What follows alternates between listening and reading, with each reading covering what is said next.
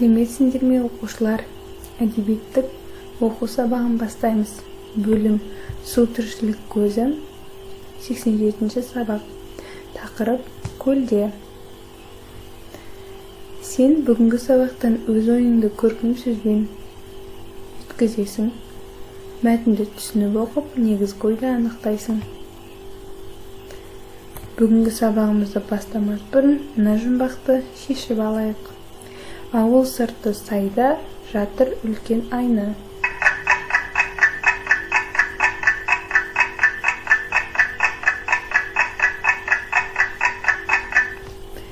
Дұрыс айтасыңдар, бұл көл.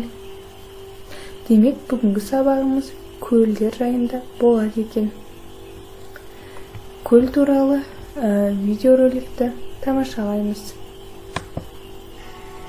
Қазақстан Республикасында 48262 көл бар. Олардың 42248-і 1 километр квадратты құрайды. Алаңы 100 километр квадраттан астам ірі көлдер саны 22. Қазақстанда Каспий теңізі мен Арал теңізі сияқты ірі көлдер бар. Бұдан басқа республикада әлемдегі ең үлкен көлдердің бірі Балқаш көлі орын алған. Қазақстан аумағы бойынша көлдер әрқалай орналасқан. Солтүстік Қазақстанға барлық көлдердің 45% келсе, оңтүстік пен орталыққа 36% келеді. Ал қалған аймақтарда тек 19% орналасқан. Қазақстан көлдерінің жалпы беті 45 мың метр квадратқа жетеді. Судың жалпы көлемі 190 километр куб. Көлдер барлық табиғи зоналарда кездеседі, бірақ жылу мен ылғалдылықтың ара салмағына байланысты олардың бөліну суының сапасы мен мөлшері әрқалай.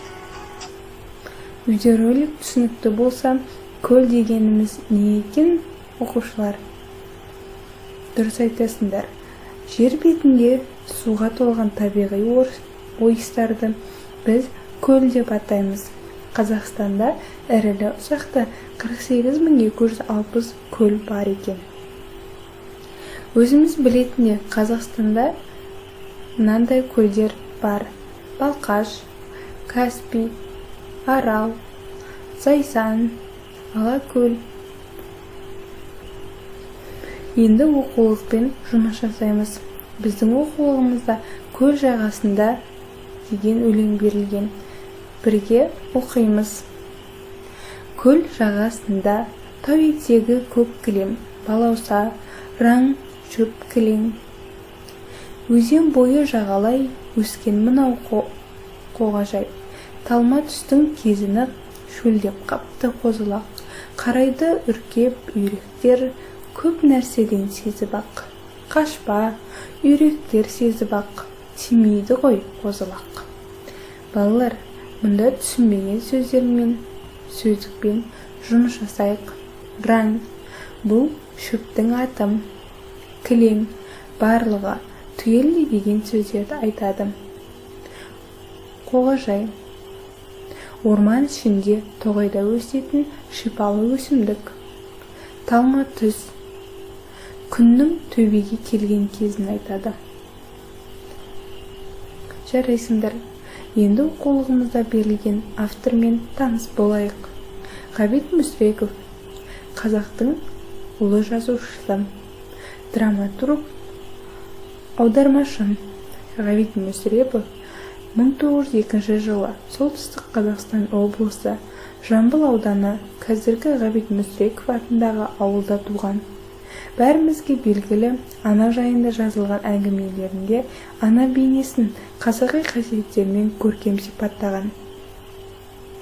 Осы Ғабит Мүсіреповтің оқулығымызда көлде атты мәтіні берілген. Бірге оқиық.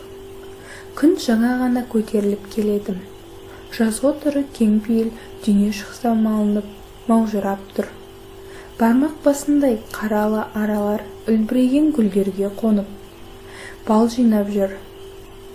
Ат тұяғының жабырып кеткен балғын көк шөптеріне жаның ашынғандай. Жалма-жал болып біткен қалың орманды, қара топырақты құйқалы жер. Көлде көп. Көл бетінде шомылып болып, айнаға қаранып, сыланып отырған аққу, қаз су бетіне түскен сәулелермен сұлулық салыстырып сырласып отырғандай. Жайылымнан қайтқан мыңдаған үйректер суылдап келіп көлге қонады. Қыбыр-қыбыр, жыбыр-жыбыр сырласады да қайта ұшады. Оттады, тойды, су ішті, қанды. Енді қамысты томарлы көлдерге ұялары еске түсті. Қайта ұшып кетті. Мәтін түсінікті болса, тапсырманы орындайық.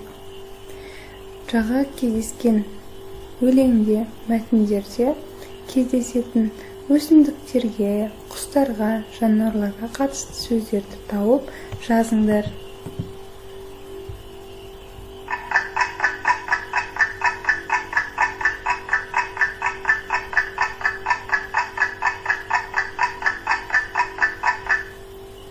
Жарайсыңдар. Өсімдіктерге қатысты сөздер: балауса рең, шөп кілең, өскен мынау қоғажай. Құстарға қатысты сөздер: қаз сырласып отырғандай, қарайды үркеп үйректер.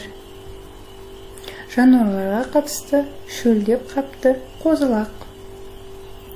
Жарайсыңдар. Келесі тапсырманы орындайық. Төмендегі тіркестерді пайдаланып, көлде деген сөзге мәтін құрастырайық.